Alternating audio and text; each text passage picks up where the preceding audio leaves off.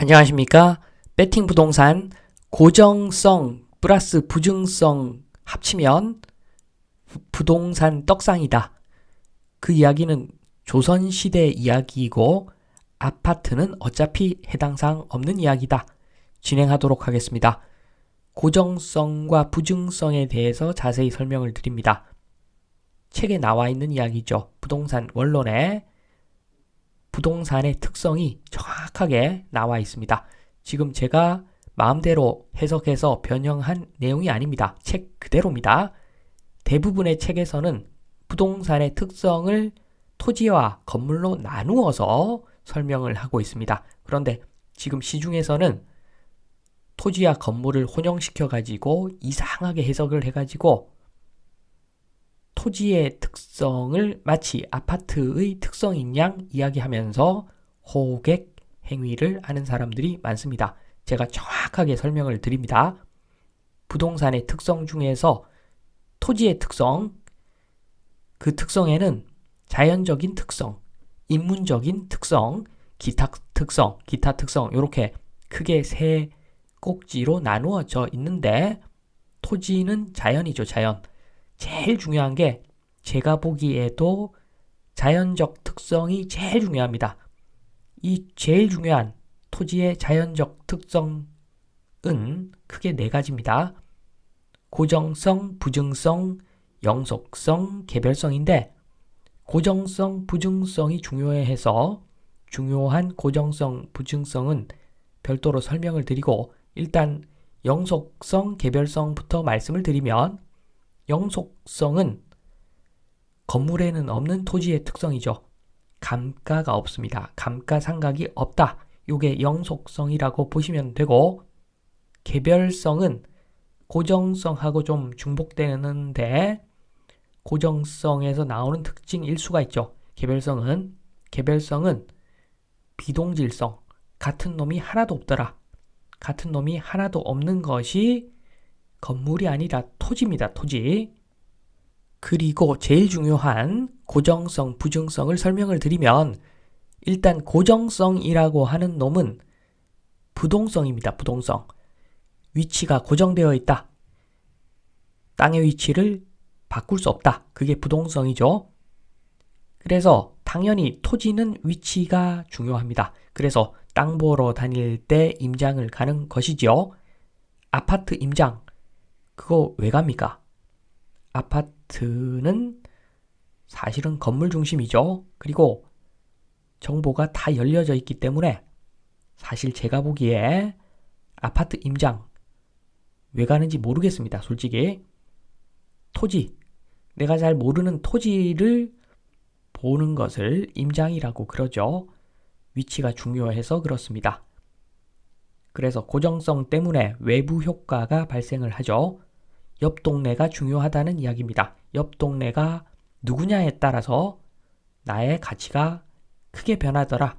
요게 고정성, 부동성입니다. 그리고 부증성 봅니다. 부증성. 증가시킬 수가 없다. 부증성. 비생산성이라고도 하죠. 생산할 수 없는 것이 토지다. 맞습니다. 그래서 부증성 때문에 총량이 지정되어 있는 것이 토지죠. 그래서 마치 비트코인처럼 발행량이 한정되어 있으니까 가격이 계속 오른다. 맞습니다. 토지의 특성입니다. 토지. 건물 아닙니다. 그래서 토지만 봤을 때 부동산은 공급 곡선이 수직이라고 보시면 됩니다. 한계가 있죠. 지구는 하나밖에 없죠. 공급은 수직입니다. 그래서 수요에 따라서 가격이 결정이 되더라. 얼마나 매력적인 자산입니까? 아파트 아닙니다. 토지입니다. 토지. 참고로 건물의 특성을 보겠습니다. 건물의 특성. 책에 나와 있는 내용인데 요거 크게 5가지. 비영속성. 토지하고는 달리 수명이 있다. 감가상각 반영해야 된다. 책에 이렇게 나와 있습니다. 책에. 그리고 생산 가능성. 토지와는 달리 생산 얼마든지 할 수가 있다는 이야기죠. 건물은. 특히나 국가 땅이면은 노타임으로 거의 노타임으로 착공 가능합니다. 용적률 국가 땅인데 마음대로 정하면 되죠. 공급 쉽게 엄청나게 빨리 할 수 있습니다. 그래서 공급이 비탄력적이다. 그거 토지 이야기입니다. 아파트 이야기하면서 공급 비탄력적이다. 개소리입니다. 완벽한 개소리입니다. 사기 행위라고 볼 수가 있습니다. 동질성. 아파트 생각하시면 되죠. 동일한 구조, 규격의 건물. 이동 가능성. 조립식 아파트 같은 경우에 서울에서 뜯어서 부산까지 이동시켜서 설치할 수도 있습니다. 그리고 제일 중요한 거, 토지의 개별적 요인의 지배성. 토지 위에 있는 정착물이 건물이더라. 토지의 지배를 받습니다. 한마디로 건물은 토지에 찌개다시더라. 그냥 별로 중요하지 않은 것이 건물입니다. 그래서 아파트, 부동산이라고 할 수 없습니다. 제가 보기에는 투자 자산인 부동산이라고 할 수 없는 것이 건물이다. 아파트더라. 저는 그렇게 보고 책에도 그렇게 나와 있습니다. 지금 책에 있는 내용 그대로 제가 말씀을 쭉 설명을 드렸습니다. 그래서 지금 보시면은 고정성, 부동성, 그리고 부증성, 비생산성, 이 고정성과 부증성 때문에 부동산 폭등한다. 그런데 그것은 조선시대 이야기라고 저는 보여집니다. 1층짜리 건물만 있고 1층짜리 건물만 있고 기술이 좀 떨어진 조선시대, 그 시대에는 그 이야기가 맞습니다. 고정성, 부증성 때문에 부동산 폭등하게 되어 있었죠. 그러나 지금은 많이 다릅니다. 그 논리를 한번 제가 깨보겠습니다. 고정성부터 깨보겠습니다. 고정성 때문에 가격이 폭등한다. 일단 고정성은 땅에 대해서는 진실이죠. 그러나 그 땅을 이용하는 인간은 얼마든지 창의적으로 조정을 할 수가 있습니다. 내가 원하는 방향으로 이끌어 갈 수가 있습니다. 그래서 최소한 국가는 고정성과 부증성 때문에 원래 부동산 가격 잡기 어렵다라고 이야기하면은 새빨간 거짓말. 서울에서 중심을 원주 쪽으로 좀 분산시키고 싶다. 그러면 대통령 관저, 국회의사당 이런 거 얼마든지 이동 가능합니다. 요거 이동하는 것만으로도 고정성을 어느 정도 깰 수가 있는 거죠. 행정구역은 인간이 정하는 것이더라. 지금 인구 소멸의 국가 위기 상황이니까 그렇게 해도 된다고 봅니다. 그리고 서울 팽창 너무 심하죠. 지금 국가 경쟁력에 손상이 생길 정도로 서울 집중도가 과합니다. 요거 제어할 수 있죠. 간단합니다. 정말 간단합니다. 가격 지표를 정해가지고 명확하게 정해가지고 그 가격 비교 지표를 발표해서 지방하고 서울하고 얼마 이상 수치적으로 차이가 난다 라고 할 때는 아예 재산세를 예고를 해버리는 방식으로 제어를 충분히 할 수가 있습니다. 타 지역 대비 플러스 1% 하면 됩니다. 이 1%는 국토 효율세 얼마든지 가능한 방식이라고 봅니다. 부증성을 한번 깨보겠습니다. 부증성 때문에 가격이 폭등한다. 말도 안 되는 소리죠. 부증성은 땅의 절대 면적을 생산할 수 없다는 개념이지 건물 이야기는 절대 아닙니다. 지금 인구가 급감하고 국가 소멸 위기 맞죠?